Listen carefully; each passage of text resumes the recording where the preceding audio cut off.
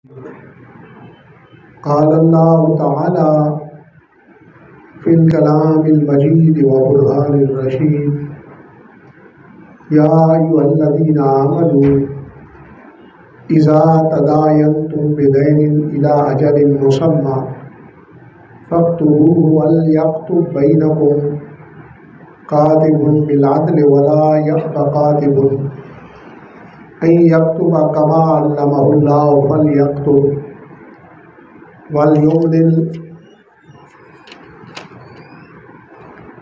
वलयुमलिल्लज़ी अलैहिल हक़्क़ु वलयत्तक़िल्लाह रब्बहु वला यबख़स मिन्हु शैय्अन फ़इन कानल्लज़ी अलैहिल हक़्क़ु सफ़ीहन औ दईफ़न औ ला यस्ततीअु अन युदिल्ला हुव फ़लयुमलिल वलियुहु बिल अदलि वक़ाल अल्लाहु तआला फ़ी शान हबीबिही मुख़बिरन व आमिरा इन्नल्लाह व मलाइकतहु युसल्लूना अलन नबी या अय्युहल्लज़ीना आमनू सल्लु अलैहि व सल्लिमू तस्लीमा।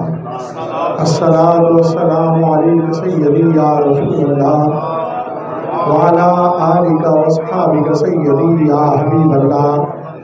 अस्सलातु वस्सलामु अलैका सय्यदी या इमामल अंबिया वल मुरसलीन व अला आलिका व अस्हाबिका सय्यदी या खातमन नबिय्यीन।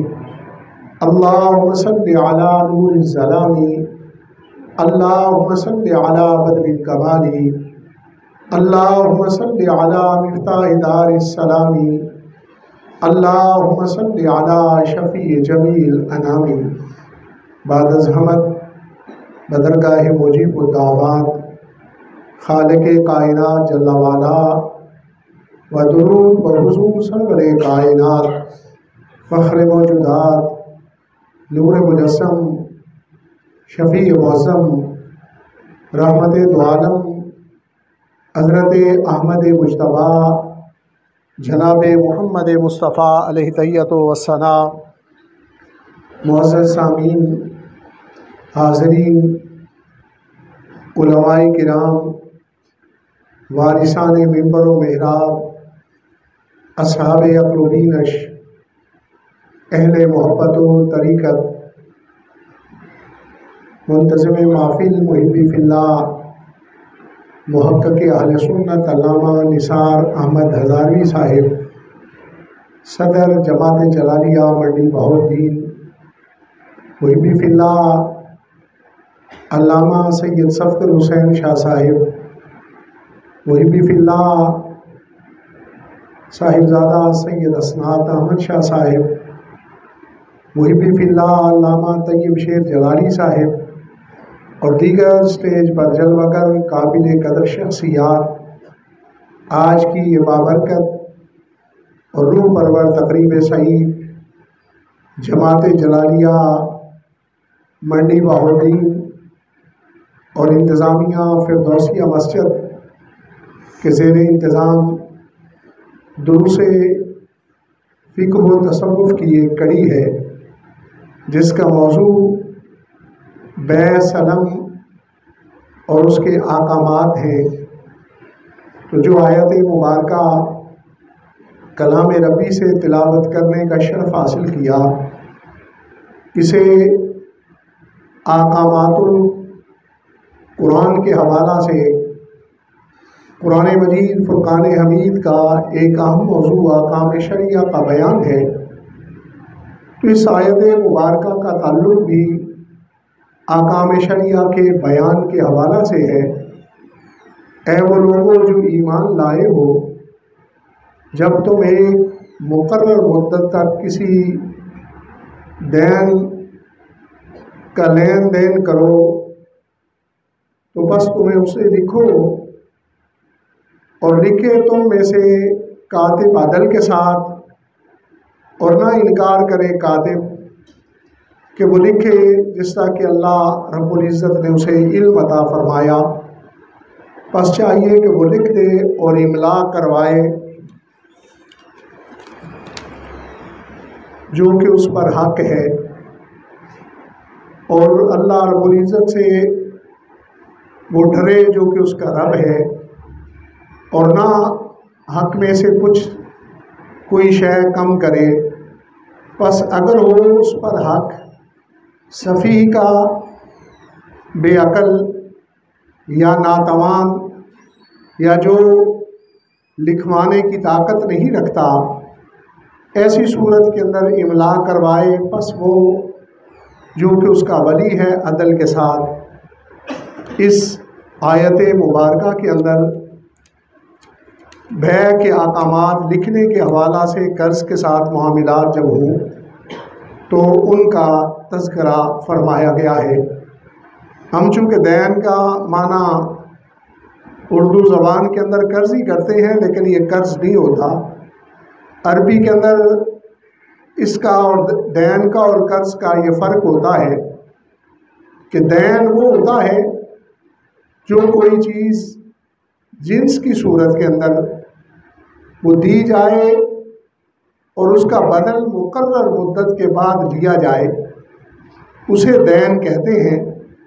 और कर्ज़, कर्ज़ असना जिस तरह होता है, उसके अंदर ज़ाहिर अरब कहते हैं अलकर्ज़ व सवाल, यानी कर्ज़े की सूरत के अंदर बंदे के पास हर वक्त ही हक़ होता है वापस मांगने का। लेकिन दैन की सूरत के अंदर जब मुद्दत मुकर्ररा गुज़र जाए उसके बाद तकाज़े का हक़ मौजूद होता है। इसके दरमियान ये फ़र्क मौजूद है। तो इज़ा तदायनतुम बिदैन इला अजल मुसम्मा, ये आले ईमान के लिए हुक्म है कि जब तुम लेन देन करो मुद्दत मुकर्ररा के साथ, यानी कोई चीज़ दी जा रही है और उसके बदले में उस वक़्त नहीं ली जा रही, बल्कि एक मुद्दत के बाद ली जा रही हो, या ली जा रही है और उसके बदले में जो देना है वो एक मुद्दत के बाद दिया जाए। इसके अहकामात इस आयत मुबारका के अंदर बयान किए गए। जो लेना और देना कर्ज़े के साथ हो, यानी मुद्दत मुकर्ररा के साथ हो। और ऐसी बै उस वक़्त अरब के अंदर दो किस्म की राइज थी। एक को बै मुराबिया कहा जाता था और दूसरी को बै सलम कहा जाता था। तो बै मुराबिया ये होती है कि आदमी चीज़ ख़रीद ले और उसकी रकम फ़ौरन अदा न करे, बल्कि एक मुद्दत मुअय्यना के बाद उस रकम को अदा करे, उसे बै मुराबिया कहते हैं। और बै सलम यह है कि रकम पहले दी जाए और उसके बदले में पेश की रकम दे दी गई है, और चीज़ जो लेनी है उसके बारे में एक मुद्दत तय हो जाए कि इस मुद्दत तक तुमने इतनी चीज़ मुझे ये देनी है, इसे बै सलम कहते हैं। तो आयत मुबारका दोनों बयू के हवाला से, यदि बेदैन, जो भी दैन की बै उसके अहकामात को बज़ाहिर बयान कर रही है। लेकिन जनाब सैयदना अब्दुल्ला बिन अब्बास रज़ी अल्लाह तआला अन्हुमा, आप इब्रुल उम्मा हैं, उम्मत मोहम्मदिया के अंदर पहले मुफस्सिर हैं जिन्होंने कुरान मजीद की तफसीर की। सरकार दो आलम सल्लल्लाहु अलैहि वसल्लम के चचाज़ाद भाई हैं। तो आप फरमाते हैं कि ये हुक्म यहाँ जो आया है, इज़ा तदायनतुम बिदैन इला अजल मुसम्मा, ये बै मुराबिया के हवाला से नहीं, बल्कि अशहदु अन्नल्लाह ताला, कि मैं इस बात की गवाही देता हूँ कि अल्लाह रब्बुल इज़्ज़त ने अहल्लसलम अलमज़बूना इला अजल मुसम्मा, कि इस आयत मुबारका के अंदर अल्लाह रब्बुल इज़्ज़त ने बै सलम, जो कि ज़मानत के साथ होती है और एक मुद्दत मुकर्ररा के बाद उसका मामला पूरा तय होता है, उसके अहकामात को बयान फरमाया।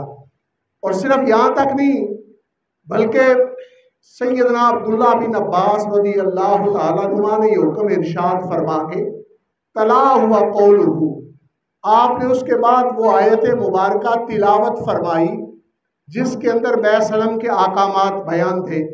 और इसी आयत मुबारका को या अय्युहल्लज़ीना आमनू इज़ा तदायनतुम बिदैन इला अजल मुसम्मा फक्तुबू इला आखिरिही, जनाब हिब्रुल उम्मा सैयदुल मुफस्सिरीन अमज़ादा रसूल जनाब सैयदना अब्दुल्ला बिन अब्बास रज़ी अल्लाह ताला अन्हुमा ने इसको तिलावत फरमाया तो मालूम ये हुआ, चूँकि दैन मुतलक था, अब मालूम हुआ कि रकम पेशगी दी जाए और मबिया दैन के साथ हो तो उस के आकामात इस आयत मुबारका के अंदर बयान किए गए हैं और वो बै सलम की कैफियत बनती है।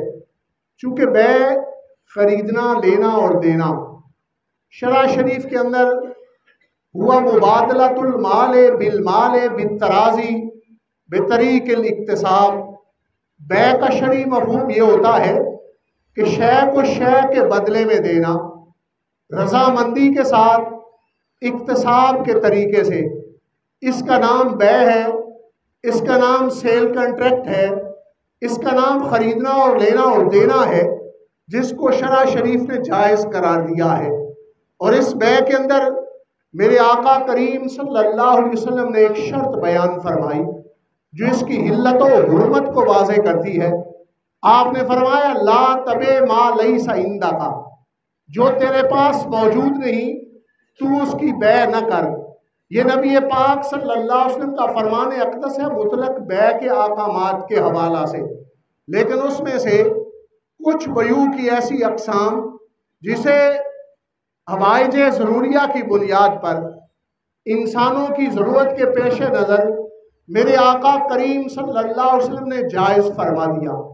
उनमें से एक बै जिसका पहले मैं जिक्र कर चुका हूँ, बै मुराबहा है। और उसके अंदर क्या होता है, आदमी चीज़ खरीद लेता है, रकम उसकी एक मुद्दत मुकर्रा के बाद देता है। इसको भी सरकार दो आलम सल्लल्लाहु अलैहि वसल्लम ने नादार लोगों की ज़रूरत की बुनियाद पर, चूँकि उनके पास रकम मौजूद नहीं होती, गल्ला और अनाज की ज़रूरत होती है घर खाने के लिए, तो ऐसे मौका के लिए आपने इसकी इजाज़त फरमा दी। और दूसरी बै सलम है। बै सलम भी उसका तरीका ये होता है कि नकदी पहले दे दी जाती है और जो चीज़ लेनी हो उसे बाद में एक मुद्दत मुकर्रा के बाद लिया जाता है। ये भी लोगों की ज़रूरत थी, चूँकि मदीना मुनव्वरा की सोसाइटी ज़्यादा ज़राइत से वाबस्ता थी और वहाँ के लोगों के लिए ज़राइत के अखराजात की ज़रूरत होती थी। अनाज और गल्ला वो उसे पहले बेच देते और उनकी कीमत ले लेते, लेकिन उसकी तायीन होती कि इस तरह का इतनी बोरियां, इतनी गंदम, इतनी खजूरें वो इसके बदले में फ़लाँ फ़लाँ तारीख को फ़लाँ महीने के अंदर उसको दिया जाएगा। तो ये बै सलम की सूरत है और सरकार दो आलम सल्लल्लाहु अलैहि वसल्लम ने इसकी भी इंसानी ज़रूरत, नादार और गरीब लोगों की ज़रूरत के पेश नज़र इसे भी जायज़ करार दिया। और तीसरी बै इस्तिस्ना है। ये ज़रूरत की बुनियाद पर तो नहीं, लेकिन उर्फ़ की बुनियाद पर। चूँकि इस्लाम बड़ा वसी मज़हब है, ये ज़माने के उर्फ़ को भी कबूल करता है, ज़माने के रवाज को भी कबूल करता है। इसीलिए शरिया कामात के अंदर तग़य्युर और तबद्दल की ज़रूरत नहीं पड़ती। हर रवाज, हर उर्फ़ को ये शरा शरीफ कबूल करती है। तो इसी बुनियाद पर, उर्फ़ की बुनियाद पर सरकार दो आलम सल्लल्लाहु अलैहि वसल्लम ने बै इस्तिस्ना को जायज़ करार दिया। बै इस्तिस्ना ये होती है कि रकम पहले दे दी, शय मौजूद नहीं। पहले अर्ज़ कर चुका हूँ कि ला तबे मा लैसा इंदका, नबी पाक सल्लल्लाहु अलैहि वसल्लम ने ऐसी बै को हराम करार दिया। लेकिन बै इस्तिस्ना चूँकि मुआशरे के अंदर राइज थी, मसलन ये किसी से जूता तैयार करवाना है तो उस वक़्त तैयार शुदा जूता नहीं मिलता था जिस तरह आजकल मार्केट के अंदर मुयस्सर होता है, तो उसके लिए पहले रकम मुहैया की जाती, बाद में वो जूता तैयार करके देता। तो सरकार दो आलम सल्लल्लाहु अलैहि वसल्लम ने इस बै इस्तिस्ना को जायज़ करार दिया।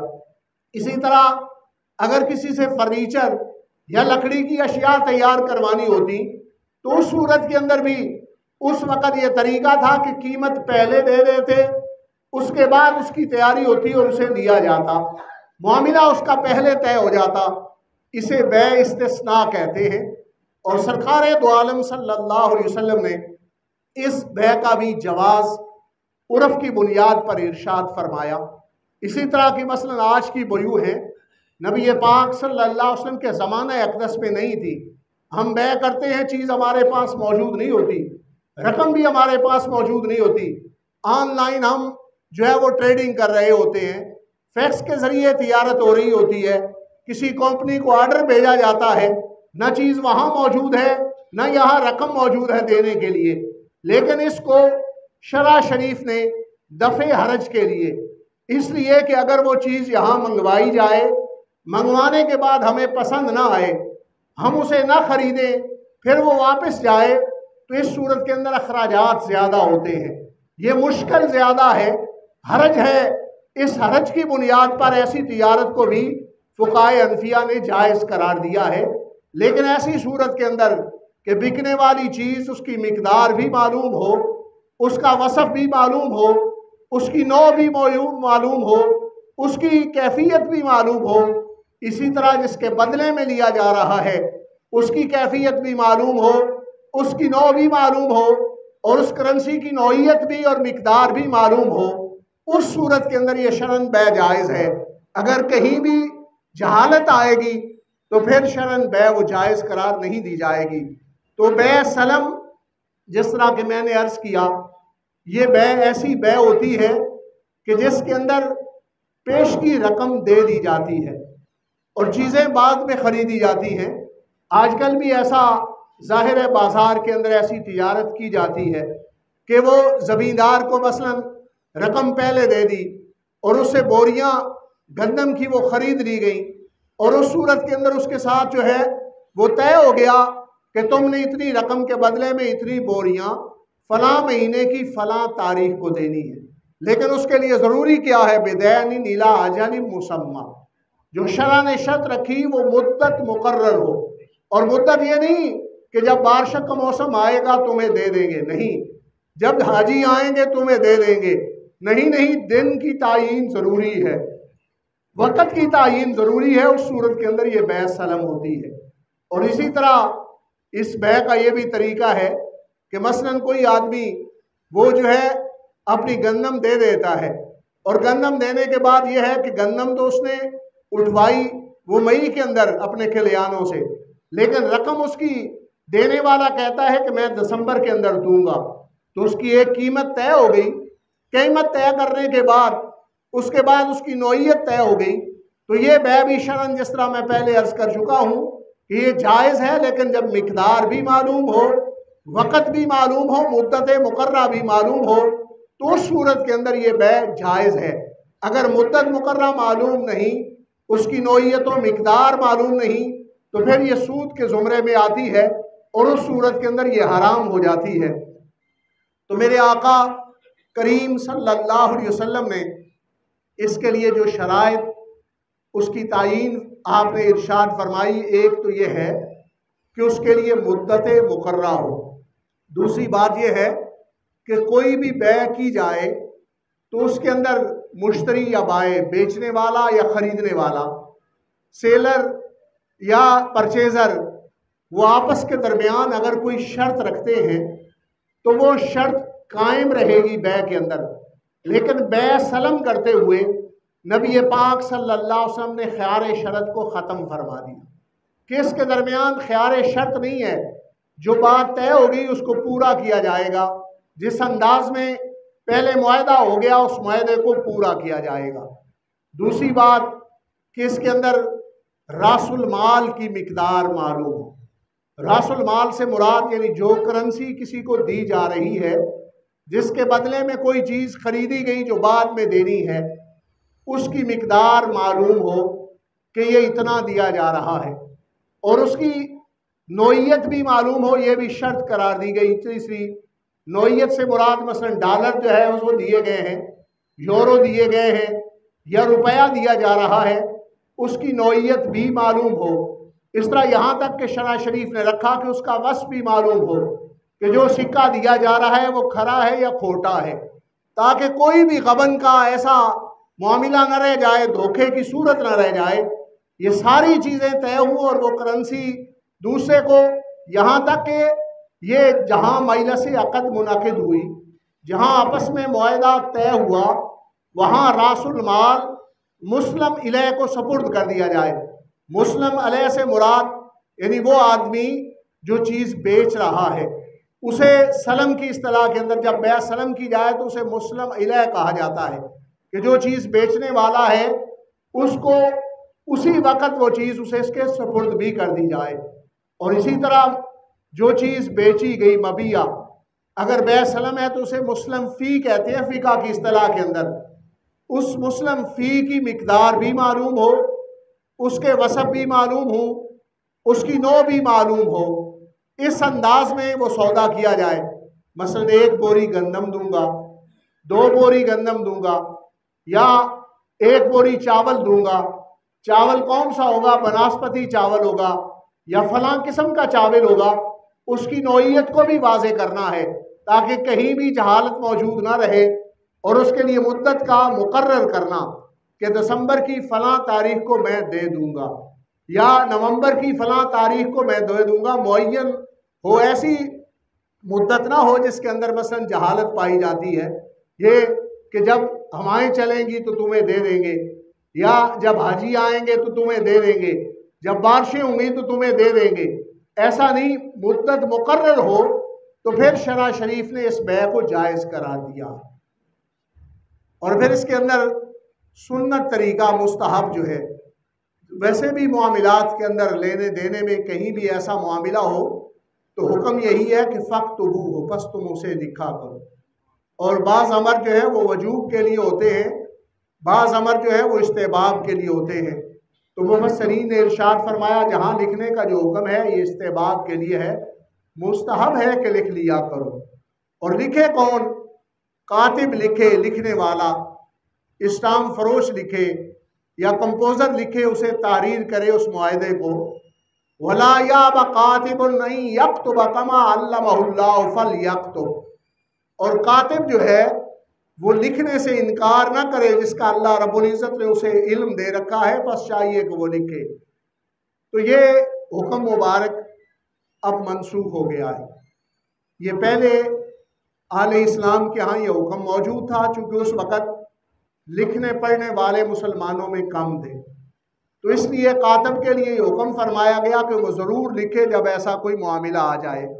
अब ज़ाहिर है लिखे पढ़े बहुत ज़्यादा हो गए हैं, तो शरा शरीफ के अंदर ये हुक्म अब मनसूख हो गया है कि हर कातिब के लिए लिखना ज़रूरी नहीं, बल्कि जिससे जाके मुआहिदा करोगे, किताबत का बदला दोगे उसे, वो तुम्हें लिख देगा। पहले ये था कि कातिब कम थे अहले इस्लाम के यहाँ, तो उस वक़्त ये हुक्म फरमाया गया कि लिखने वाला इनकार ना करे। और ये भी नहीं कि बदले किताबत लेके लिखे, बल्कि ये था कि तादीस नेमत के तौर पर लिखे, यानी जो अल्लाह रब्बुल इज़्ज़त ने उसे इनाम दे रखा है लिखने का, उसे इस्तेदाद कुव्वत किताबत दे रखी है, तो इस बुनियाद पर वो लिखे कि मुझे अल्लाह ने ये इस्तेदाद दूसरे मुसलमानों से बढ़ कर दी है। तो ये उस वक़्त के लिए हुक्म था। अब लिखने पढ़ने वाले ज़्यादा हो चुके हैं और ये हुक्म अब मनसूख हो चुका है। अलबत्ता देखिए इसमें भी झगड़ा हो जाता है ना, कि एक बंदे ने बै आपस में की, 2 फरीक हैं, एक कहता है मैं लिखवाऊंगा, तुम नहीं अच्छी तरह लिखवा सकते, एक कहता है नहीं मैं लिखवाऊंगा, तुम अच्छी तरह नहीं लिखवा सकते। देखिए शरीयत मोहम्मदिया के अंदर कितने अहकामात वाज़े हैं, शरीयत गर्रा किस कदर रोशन है, साफ और शफाफ है, झगड़े को दूर करती है। मेरे अल्लाह रब्बुल इज़्ज़त ने इरशाद फरमाया वल युमलिल, लिखवाए कौन? इमला करवाए। कौन इमला कराए? अल्लज़ी अलैहिल हक़। ठीक है, हक आता है वो लिखाता जाए। यानी मतलब ये है कि जिसने रकम तो दे दी है और उसके बदले में शय अभी लेनी है, वो आदमी लिखवाए। जिसने रकम दे दी है, रासुल माल दे दिया है और चीज़ उसके बदले में उसने लेनी है बै सलम की सूरत के अंदर, वो आदमी इमला करवाए, दूसरा ना करवाए। हाँ देखिए ज़ाहिर इंसान है, लिखवाते हुए कमी बेशी हो जाती है, गलती हो जाती है। वलयत्तकिल्लाह रब्बहू, लिखवाते हुए वो अल्लाह रब्बुल इज़्ज़त की ज़ात से डरे। किस अल्लाह से डरे? रब्बहू, जो उसका पालने वाला है। ज़ाहिर है मुआहिदे के अंदर इंसान इसी वजह से गफलत करता है ना, मुझे कुछ ज़्यादा मिल जाए। ठीक है, तो देखिए रब ताला ने किस तरह हमारे जहन के मुताबिक कलाम वलयत्तकिल्लाह रब्बहू, लिखवाते हुए ये बात के ज़्यादा मिलने की ख्वाहिश की वजह से कोई गलती करनी है, नहीं, अल्लाह से डरे। किस अल्लाह से डरे? जो पालने वाला है। जो रिस्क देने वाला है उसी से डरे। तो देखें हमारे अज़हान के मुताबिक हमारी रहनुमाई फरमाई गई और फरमाते हैं वला यबखस मिन्हु शैअन, लिखवाने वाला, इमला करवाने वाला, जिसने रकम दे दी है और चीज़ अभी लेनी है, वो उसके अंदर किसी चीज़ की कमी ना करे। हाँ, एक और हुक्म, बाज़ औक़ात तिजारत करने वाला कमज़ोर आदमी होता है, बाज़ औक़ात तिजारत करने वाला सफ़ी, जिसका अकल कम हो, ठीक है। सफ़ी उस आदमी को कहते हैं जो पूरा बेवकूफ़ और पागल तो नहीं होता, लेकिन अकल कम है, समझ उसकी कम है, उसे सफ़ी कहा जाता है। तो कोई ऐसा सफ़ी हो, कमज़ोर हो, या क्या औला यस्तती हो युबिल्ला, वो गूंगा है, लिखवाने की सलाहियत नहीं रखता, इशारे से लिखना मुश्किल है। तो ऐसी सूरत के अंदर भी अल्लाह रब्बुल इज़्ज़त ने हमारे लिए आकामात को बयान कर दिया, और वो क्या हैं? फल युमलिल वलिय्युहु बिल अदल, ठीक है। जिसने रासुल माल दिया है, खुद वो सफ़ी है, वो कमज़ोर है, लिखवाने की सलाहियत नहीं रखता, उसका वली अकरब जो है वो इंसाफ के साथ लिखवाए। विलायत ज़ाहिर है बाप को हासिल होती है, बड़े भाई को हासिल होती है, चचा को विलायत हासिल होती है। ऐसी सूरत के अंदर जिन्हें भी सफ़ी के माल में तसर्रुफ़ करने का हक़ हासिल है, उन्हें विलायत खासा हासिल होती है, और उस सूरत के अंदर जो उसका वली है वो लिखवाए। तो ये आकामात बैसलम के इस आयत मुबारका के अंदर इख्तिसारन बयान फरमाए गए हैं। अगरचे इसके अलावा भी कुछ बैसलम की ऐसी शराइत हैं कि मैंने जिक्र किया कि कुछ शराइत यहाँ जो बयान हुई वो रासुल माल के हवाला से थी, कुछ शराइत जो यहाँ बयान हुई वो मबिया के हवाला से थी, मुस्लिम फ़ी के हवाला से, जो चीज़ बेची जा रही है। इसके अलावा भी फुक़हाए किराम ने शराइत बयान की, और वो शराइत बेचने वाले के लिए है और ख़रीदने वाले के लिए है कि वो कैसे लोग हों और उनकी कैफियत क्या हो और मुआहदा किस अंदाज में किया जाए, उसके अंदर इन आकामात को बयान फरमाया गया है। मौजूदा भी बाज़ार के अंदर ऐसी कई सूरतें मौजूद हैं बैसलम की। ये तो मैंने गंदम की मिसाल दी, उस मुआशरे के अंदर फसल के हवाला से होती थी। अब भी ऐसी चीज़ें, मसलन कोई फैक्ट्री है तो उसकी प्रोडक्ट्स को मंगवाना है, आर्डर भेज दिया, उस सूरत के अंदर उन्होंने रकम एडवांस तलब कर ली, उसके बाद वो चीज़ दी गई है, 2 माह बाद आई, 1 महीने बाद आई, 3 महीने बाद आई, नौइयत उसकी बयान है कि ये आर्डर तुम्हारा है, इस आर्डर के मुताबिक चीज़ें दी जाएंगी और उसकी इतनी कीमत है। वो पहले अदा कर दी गई कीमत, अशिया बाद में आई हैं। तो ये अगरचे उस जो दायमी बै का उसूल है नबी पाक सल्लल्लाहु अलैहि वसल्लम का, ला तबे मा लैसा इंदा का, उसके खिलाफ आता है, लेकिन इस बै सलम को सरकार दो आलम सल्लल्लाहु अलैहि वसल्लम ने जायज़ करार दिया है। तो इस जवाज़ की बुनियाद पर इससे मामलात करना, इस अंदाज में इस बै के साथ नफ़ा उठाना, इस तरह की बयू करना, ये हराम नहीं है, ना ही इसके अंदर सूद का शाइबा है। इसलिए कि अगर इन शराइत के मुताबिक हूँ तो इमामुल अइम्मा काशिफुल गुम्मा जनाब सैयदना इमाम आज़म अबू हनीफा रहमहुल्लाह फरमाते हैं कि अगर सारी शराइत पूरी हैं बैसलम की, तो सूरत के अंदर ये हलाल है, और जो इससे कमाई हासिल होगी उसके अंदर बरकत भी मौजूद होगी, वो नफ़ा होगा और वो खैर वाला है। इस तरह के बाज़ार के अंदर और कई ऐसे मसलन लोग जो हैं, बाज़ औक़ात ये खिलाड़ी, इनकी वर्दियों का सामान होता है, बाज़ औक़ात इनकी खेलों का सामान होता है, तो उनके हवाला से भी आर्डर भेज दिए जाते हैं, रकम एडवांस दे दी जाती है और ये चीज़ें बाद में आती हैं। तो ये बै शरई एतबार से जायज़ है। इस तरह के बाज़ार के अंदर यकीनन बाज़ार के लोग जानते होंगे, कोई और भी अगर इस तरह की बै शिरा होती है जिसमें ये शराइत सारी अगर पूरी हैं, तो वो शरई एतबार से बै जायज़ है और ऐसी बै करना हलाल है, और इससे जो नफ़ा होगा उसके अंदर अल्लाह रब्बुल इज़्ज़त ने बरकत रखी है। तो किसी के ज़हन में कोई अगर सवाल मौजूद हो तो वो सवाल कर सकता है।